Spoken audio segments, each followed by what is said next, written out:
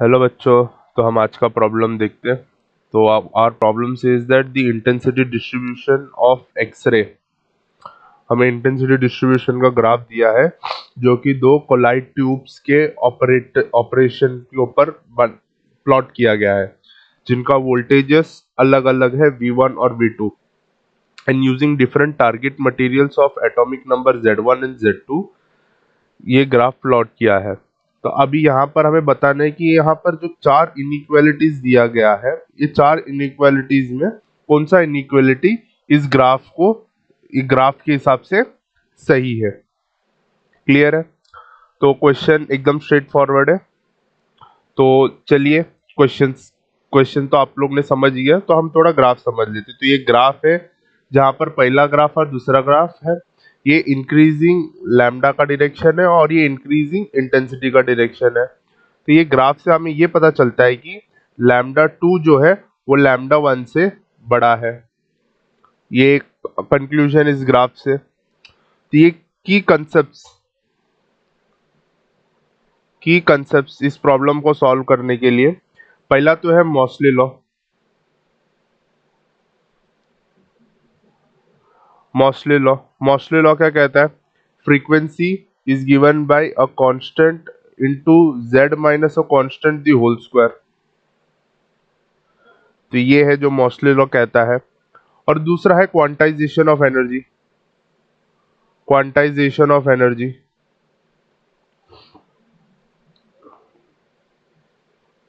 Quantization of energy क्या होता है कि एनर्जी को हम लिखते हैं एच सी बाई लैम्डा या एच न्यू, ये टर्म्स में, जहां पर एन बेसिकली इंटीजर है।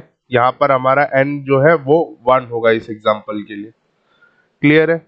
हम इसको यूज करके हम ये प्रॉब्लम सॉल्व करेंगे। चलिए स्टार्ट करते हैं सॉल्विंग। तो यहाँ पर जो एनर्जी होगा इस इक्वेशन में, वो बल्कि काइनेटिक एनर्जी होगा, एंटायरली काइनेटिक एनर्जी होगा। और हम काइनेटिक एनर्जी को in terms of voltage E into V, ये टर्म्स में लिख सकते हैं। काइनेटिक एनर्जी को इन टर्म्स ऑफ वोल्टेज हम इस प्रकार से लिख सकते हैं कि kinetic energy is equal to E into V. तो हम ये क्वांटाइजेशन वाले इक्वेशन को हम लिख सकते हैं EV is equal to h c by lambda. Clear है? तो इससे हमें क्या मिल रहा है कि V is inversely proportional to lambda. V और लैम्डा क्या है? इनवर्सली प्रोपोर्शनल है। तो इसका मतलब therefore if lambda 2 is greater than lambda 1, this implies that V1 is greater than V2। Clear है? तो यहाँ पर V1 और V1 is greater than V2 दो इसमें है, तो यहाँ पर ये दोनों ऑप्शन डिस्कार्ड हो गया। तो ऑप्शन ए होगा या तो ऑप्शन बी होगा। क्लियर है?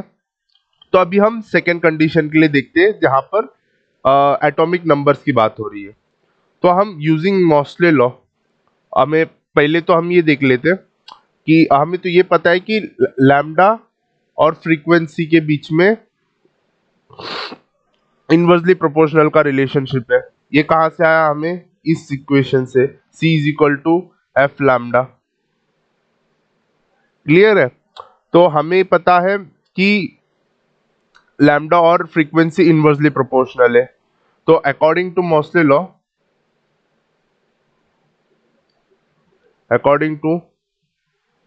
मॉसलेस लॉ हमें ये पता है F is equal to a z minus b the whole square. तो इसका क्या मतलब हुआ कि F is directly proportional to Z, मतलब फ्रीक्वेंसी ऑफ एटॉम और एटॉमिक नंबर डायरेक्टली प्रोपोर्शनल होते हैं।